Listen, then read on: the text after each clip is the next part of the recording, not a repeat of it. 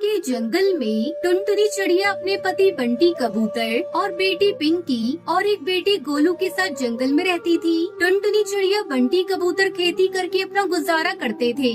बंटी कबूतर अपने खेत में हर प्रकार की सब्जियां और फसल उगाया करता था और उन्हें शहर की मंडी में अच्छे दामों पर बेच देता था।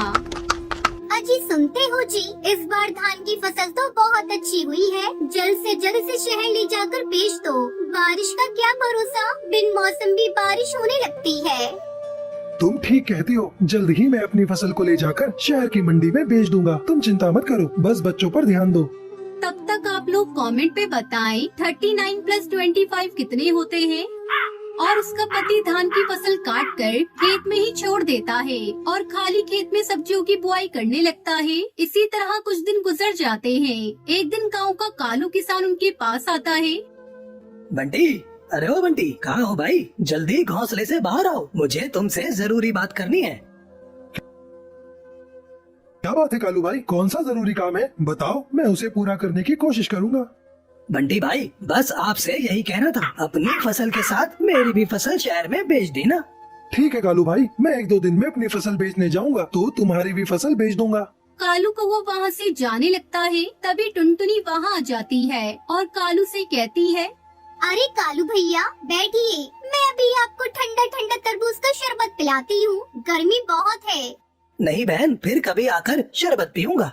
ऐसा कहकर कालू किसान वहाँ से चला जाता है। रात को जब सभी सो रहे थे तभी अचानक बिजली कड़कने लगती है और बारिश शुरू हो जाती है। अब क्या होगा जी, हमारी सारी फसल खेत में पड़ी है, सब भीग जाएगी। अरे पगली, तू चिंता मत कर, अभी बारिश रुक जाएगी। देख, बादल जा रहे हैं। दोनों पति पत्नी काफी देर तक बारिश रुकने का इंतजार करते हैं, लेकिन बारिश होती ही जा रही थी। रात भर जोरों से बारिश होती रही। सुबह जब बारिश रुकी तो बंटी कबूतर टुनटुनी चिड़िया अपने खेत पर जाते हैं। वहाँ का नजारा देखकर दोनों पति पत्नी जोर जोर से रोने लगते हैं। सारे खेत में पानी भर गया था और उनकी फसल पूरी तरह से पानी में डूब चुकी थी। हे भगवान, ये तूने क्या कर डाला? सारी फसल बर्बाद हो गई। पता नहीं हमारी फसल को किसकी नजर लग गई। मम्मी, पापा, जल्दी घर चलो, हमारा घर टूट गया और गोलू उसके अंदर दब गया है। मैं किसी तरह अपने आप को बचा पाई हूँ। भगवान के आगे किसी की नहीं चलती, हम कर भी क्या सकते हैं। चल कर बेटे गोलू को देखते हैं। तीनों जब तक घर पहुँचते हैं तो उनका बेटा गोलू भगवान को प्यारा हो गया था। हे भगवान, ये सारी आपदा तुझे हमें ही देनी थी। एक तो हमारी सारी फसल तूने खराब कर दी और ऊपर से मेरा बच्चा मुझसे छीन लिया। ऐसा क्यों किया भगवान? मेरा बेटा गोलू। बंटी कबूतर टुनटुनी को चुप कराता है और वही पत्थर के किनारे कुछ लकड़ियाँ जलाकर आग जलाता है और कुछ दिन बारिश के मौसम में वही गुजारते हैं। फिर कुछ दिनों में जंगल का पानी उतर जाता है। टुनटुनी चिड़िया अपनी कलेजी पे पत्थर रखकर फिर से अपना नया घोंसला एक डाल पर बनाती है और अपने बेटे के गम को भूलकर किसी तरह अपने परिवार के साथ रहने की कोशिश करने लगती है।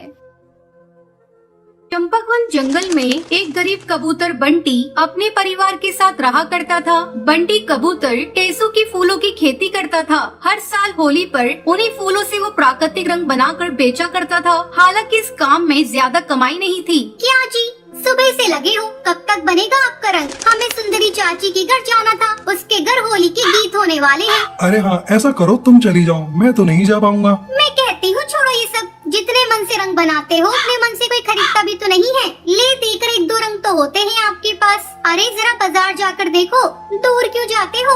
अपने पड़ोसी कालू भैया को ही देख लो, उन्होंने भी इस बार अपनी दुकान में होली पे नई नई चटकीली रंगों से भर रखी है। ऐसे में कौन खरीदेगा तुम्हारे फीके रंग? नहीं टुनटुनी, सब क्या कर रहे हैं ये देखकर मैं अपना काम नहीं छोड़ सकता। मेरे दादा बाबा सभी यही काम करते थे। और तुम्हें पता है टुनटुनी, असली होली तो इन्हीं टेसू के फूलों से खेली जाती है। भगवान श्री कृष्ण भी तो इन्हीं से होली खेलते थे।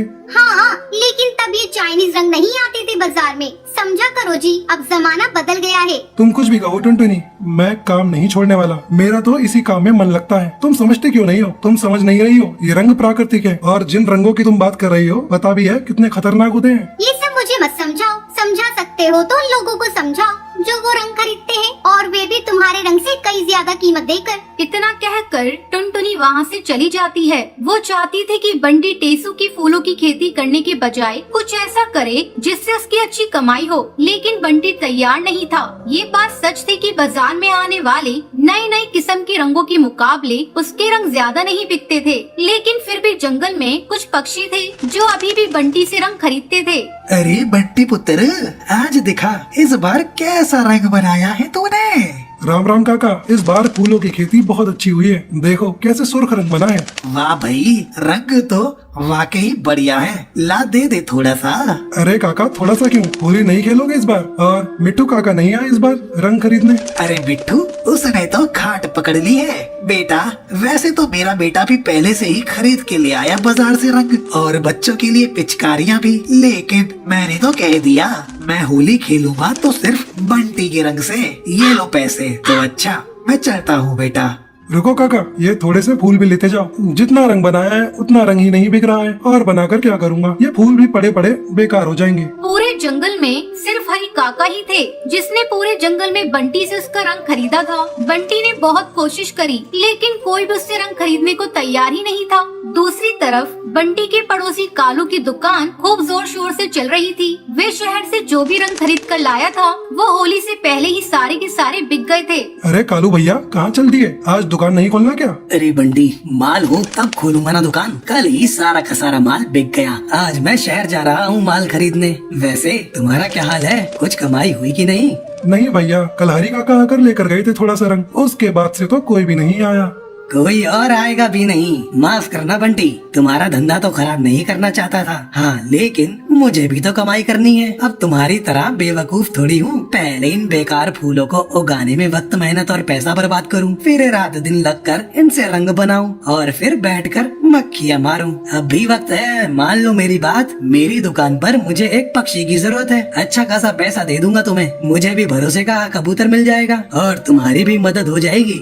नहीं भैया, अभी नहीं। मुझे जरूरत हुई तो बताऊंगा आपको। अरे रहने दो बंटी, तुम तो उल्लू हो उल्लू, कुछ नहीं हो सकता तुम्हारा। इतना कहकर कालू कौवा वहाँ से चला जाता है। ऐसा नहीं था कि बंटी को कालू की दुकान पर काम करने से एतराज था, लेकिन सच तो ये है वो अपना पुश्तैनी काम नहीं छोड़ना चाहता था। लेकिन वो जानता था एक न एक दिन पूरा जंगल उसके फूलों की और उसके बनाए गए प्राकृतिक रंग की अहमियत जरूर समझ जाएंगे। देखते ही देखते होली का दिन आ गया। हर तरफ होली की रौनक थी, लेकिन बंटी कबूतर के घर ऐसा नहीं था। मैंने तो पहले ही कहा था, फालतू काम छोड़कर कोई और काम देख लो। अरे कालू भैया की बात मान लेते, कम से कम त्योहार वाले दिन तो खाली हाथ नहीं होते। अभी आते ही होंगे सब पक्षी। होली मिलने के लिए क्या खिलाएंगे उन्हें? अपना गोलू बेचारा भी रो रो के सोया है। उसके सारे दोस्त पिचकारी से होली खेल रहे हैं और उसके पास तो कुछ भी नहीं है। अरे क्यों नहीं है, इतना सारा रंग है तो सही। जाओ बुलाओ बाहर, में खेलूंगा उसके साथ होली। रहने दो जी, बस झूठ बोलकर कोई फायदा नहीं है। बंटी टुनटुनी को समझाने की कोशिश करता है, लेकिन तभी हरी काका अपने पोते रियो के साथ वहाँ आ जाते हैं। अरे बंटी, होली की बहुत बहुत बधाई। बेटा ये लो, बहू ने गुंजिया बनाकर भेजी है।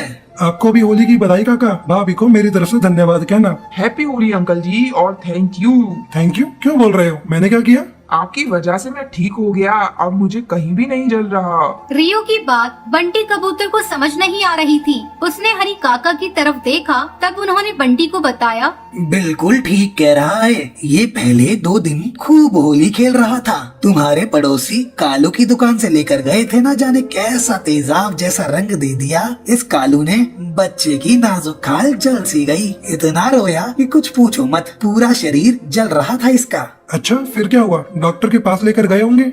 इसका बाप तो ले जाने वाला था, लेकिन मैंने रोक लिया। तुमने जो टेसू के फूल दिए थे ना, उन्हीं को पीसकर पूरे शरीर पर लगाया तो देखो शाम तक बिल्कुल ठीक हो गया। क्यों रियो बेटा, ऐसा ही हुआ था ना? हाँ अंकल, आपके फूलों में तो जादू था। मैं एकदम ठीक हो गया और उसके बाद मैंने खूब होली खेली, वह भी उन रंगों से जो दादाजी आपके पास से ले गए थे। बहुत ही मजा आया। हाँ बंटी, मेरे घर में तो सबने तय कर लिया है, तुम्हारे बनाए गए रंगों से ही होली खेलेंगे। इसलिए तुमसे और रंग खरीदने आया हूँ। लाओ दे दो जरा, इस बार थोड़ा नहीं बहुत ज्यादा। हरी काका की बात सुनकर बंटी की आंखों में आंसू आ जाते हैं। वो काका को रंग बांध कर देता है। फिर थोड़ी देर बाद कुछ और पक्षी भी आते हैं और बंटी से रंग ले जाते हैं। साथ ही टेसू के फूल भी।